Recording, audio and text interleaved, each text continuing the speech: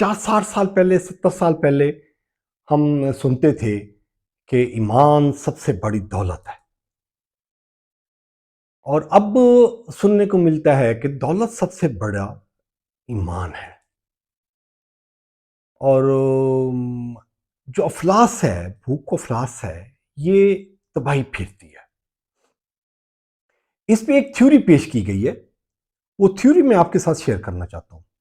اور وہ تھیوری یہ ہے، وہ کہتے ہیں کہ جی افلاس صرف بھوک و بدحالی نہیں لاتی،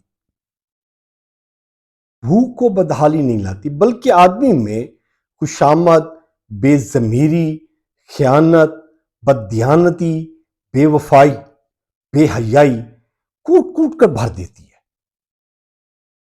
یہ ساری برائیاں۔ اور اگر یہ کچھ عرصے تک افلاس رہے، یعنی کہ 20-30 سال اگر یہ افلاس رہے، تو اس کے بعد افلاس ختم ہو جائے، غربت ختم ہو جائے اور وہ خوشحال ہو جائے، تب یہ ساری کمینگیاں، غلاظتیں اس کی سیکنڈ نیچر بن چکی ہوتی ہیں 20-30 سال میں۔ ان کی بے ضمیری، خوشامد، بے وفائی، بے حیائی، یہ ساری جو بیماریاں، غلاظتیں، یہ اس کی سیکنڈ نیچر بن چکی ہیں۔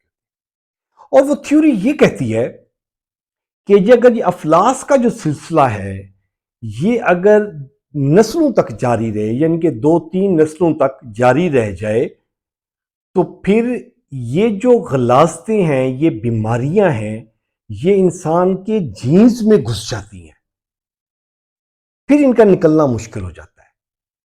تو افلاس میں ایک کام جو کرنے والے، جو اللہ والے بتاتے ہیں، وہ یہ ہے کہ رب کی تقسیم پہ راضی ہونا، یہ اس کا علاج ہے۔ یہ ان بیماریوں، ان غلاظتوں سے نکلنے کا ایک حل ہے کہ یہ نسلوں تک محیط رہ جائے گی، پھر نسلوں میں جاتے جاتے بھی یہ جینز میں گھس جاتی ہے۔